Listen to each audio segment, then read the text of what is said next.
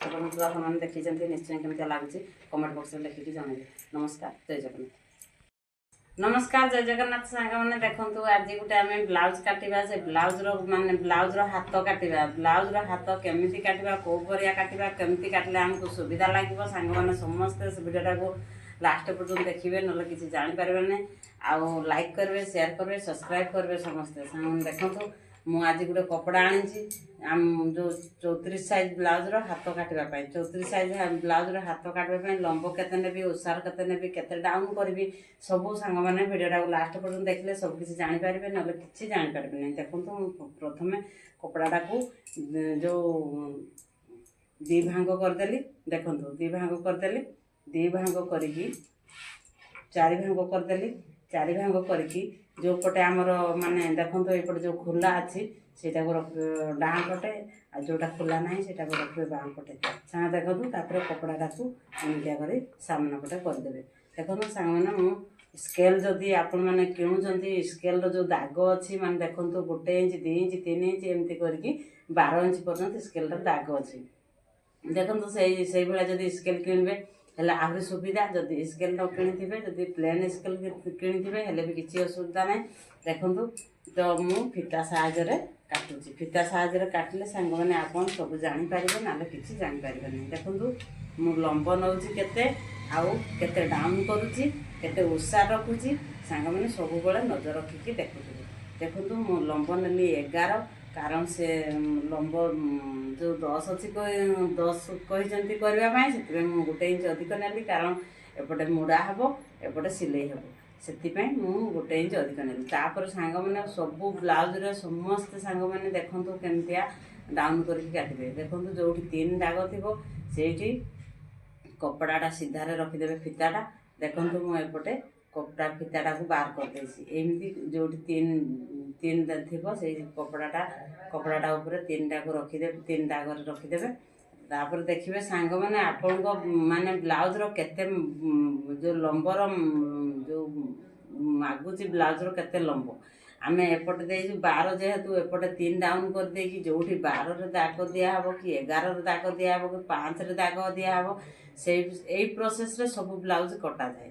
ଦେଖନ୍ତୁ ବ୍ଲାଉଜର ହାତ ଦେଖନ୍ତୁ ମୁଁ ଏପଟେ ଦେଇଛି 11, ଯେହେତୁ ଏଠି 3 ଡାଉନ୍ କଲି, 3 ଡାଉନ୍ କରିକି ଏପଟେ ଆଣିଛି, ଏଇଠି ଦେବି 11ରେ ଚିହ୍ନ। ଦେଖନ୍ତୁ ଏଇଟା 11ରେ ଚିହ୍ନ ଦେଲି। ତାପରେ ସାଙ୍ଗମାନେ ଆମର ଯେଉଁ ମୁଁ କହିଥିଲି ନା କେତେ ସାଇଜ୍ ବ୍ଲାଉଜ୍ ତିଆରି ହେବ, ଯେତେ ସାଇଜ୍ ଏଇଟା ସାଙ୍ଗମାନେ ଦେଖନ୍ତୁ 40ରୁ ମାନେ 32ରୁ 40 ସାଇଜ୍ ପର୍ଯ୍ୟନ୍ତ ବ୍ଲାଉଜ୍ କାଟି ହେବ, କାରଣ କପଡ଼ାଟା ଅଧିକ ଆଣିଛି, 10.5 ଆଣିଛି, ସେଥିପାଇଁ ଦେଖନ୍ତୁ ମୁଁ ଏଇଠି ସାଉଣ୍ଡ ଦେଖନ୍ତୁ ତ ମୁଁ ମାପ କରିସାରିଦେଲି।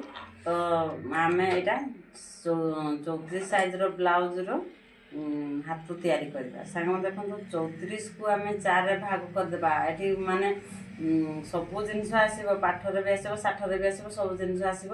ସାଙ୍ଗ ଦେଖନ୍ତୁ ନା 34 17 ଦୁଣେ 34, 17 ଦୁଣେ 34, ଯଦି ଏଠି ଆମର 8.5 ନେଲେ 8 8 16, ହାଫ୍ ଇଞ୍ଚ 1 ଇଞ୍ଚ ହେବ କରିକିନା 16 1 17, 17 ଦୁଣେ 34। ସାଙ୍ଗମାନେ ଦେଖନ୍ତୁ ଏଇଟା ବି ମୁଁ ସେମିତି ଦାଗ ନେଲି। ଏଇଟା ଆମେ 34 ସାଇଜ୍ ବ୍ଲାଉଜ୍ ତିଆରି କରିବା ଯେହେତୁ, ତାପରେ ଆମେ ଏଇଟାକୁ ଆମେ 3 ଡାଉନ୍ କରିଦେଇଛୁ, ତ ଏଠି 11 ଚିହ୍ନ ଅଛି। ତାପରେ ସାଙ୍ଗମାନେ ଦେଖନ୍ତୁ ଏଇ ସ୍କେଲ୍ ସାହାଯ୍ୟରେ ଏଇଠୁ ଏମିତି ଆକିରି ଆମେ ଗାର ଟାଣିଦେବା।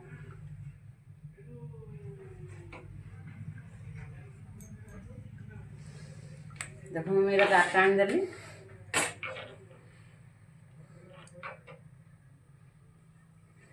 ଦେଖନ୍ତୁ ଏଇଟା ହେଉଛି 34 ସାଇଜ୍ର ବ୍ଲାଉଜ୍ର ଆମେ ଯେଉଁ ହାତ କାଟିବା।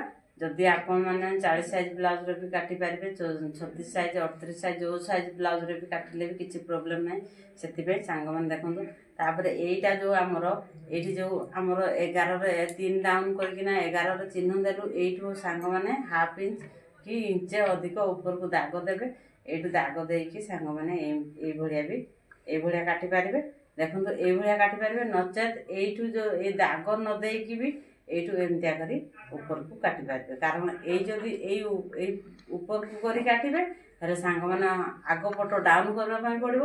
ଆଉ ଯଦି ସାଙ୍ଗମାନେ ଯଦି ଏଇଠି ହାଫ୍ ଇଞ୍ଚ ଉପରକୁ କରିକି ତଳକୁ ଯଦି ସିଲେଇ କରିକିନା ଗାର ଟାଣିକି ଆଣିବେ, ହେଲେ ସାଙ୍ଗମାନେ ଆଉ ଡାଉନ୍ କରିବା ପାଇଁ ପଡ଼ିବ ନାହିଁ। କାରଣ ସାଙ୍ଗମାନେ ଦେଖନ୍ତୁ, ଯଦି ଆମେ ଯଦି ସାମ୍ନା ପଟ ଡାଉନ୍ ନ କରିବା ହେଲେ ଆମର ବ୍ଲାଉଜ୍ର ଫିଟିଂ ଆସିବ ନାହିଁ। ସେଥିପାଇଁ ସାଙ୍ଗମାନେ ଦେଖନ୍ତୁ, ସାମ୍ନା ପଟ ଯାହା ହେଲେ ବି ଡାଉନ୍ କରିବା ପାଇଁ ପଡ଼ିବ। ଦେଖନ୍ତୁ ଆମର ଏଇ ହାତ ମହୁରି କେତେ ମାଗୁଛି, ମାନେ 34 ସାଇଜ୍ ବ୍ଲାଉଜ୍ର ଯଦି ଆମେ ହାତ କାଟିଛୁ, ହାତ ମହୁରି ତ ନିଶ୍ଚୟ 5.5ରୁ 5 ମାଗିବ ସାଙ୍ଗମାନେ, ଅଧିକ ବେଶୀ କିଛି ମାଗିବ ନାହିଁ। 6 କେବେ ବି ମାଗିବ ନାହିଁ, 5.5ରୁ 5 ମାଗିବ। ମୁଁ ଦେଖନ୍ତୁ ଏଇଟା 6ରେ ହେଲେ ବି ଦାଗ ଦେଇଦେଇଛି, କାରଣ ଟିକେ କପଡ଼ା ଅଧିକ ରଖିଛି।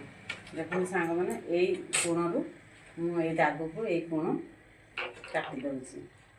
ସାଙ୍ଗମାନେ ଭିଡ଼ିଓଟାକୁ ଲାଷ୍ଟ ପର୍ଯ୍ୟନ୍ତ ଦେଖିବେ, ନହେଲେ କିଛି ବୁଝିପାରିବେ ନାହିଁ। ସେତେବେଳେ ଲାଷ୍ଟ ବେଳକୁ କହିବେ ଯେ ମୁଁ ଦେଖିକି କିଛି ଜାଣିପାରିଲି ନାହିଁ। ସେଥିପାଇଁ ଭିଡ଼ିଓଟା ଲାଷ୍ଟ ପର୍ଯ୍ୟନ୍ତ ଦେଖିବା ପାଇଁ ପଡ଼ିବ। ଦେଖନ୍ତୁ ମୁଁ ଏଇଟା କାଟିଦେଲି, କାଟି ଦେଇକି ପୁରା କପଡ଼ାଟା କାଟି ଦେଉଛି। ସାଙ୍ଗମାନେ ଠିକ୍ ନଜର ରଖିଥିବେ, ନହେଲେ କିଛି ଜାଣିପାରିବେ ନାହିଁ। ଦେଖନ୍ତୁ ମୁଁ ଏଇଠି ବର୍ତ୍ତମାନ କାଟିଲି କପଡ଼ା।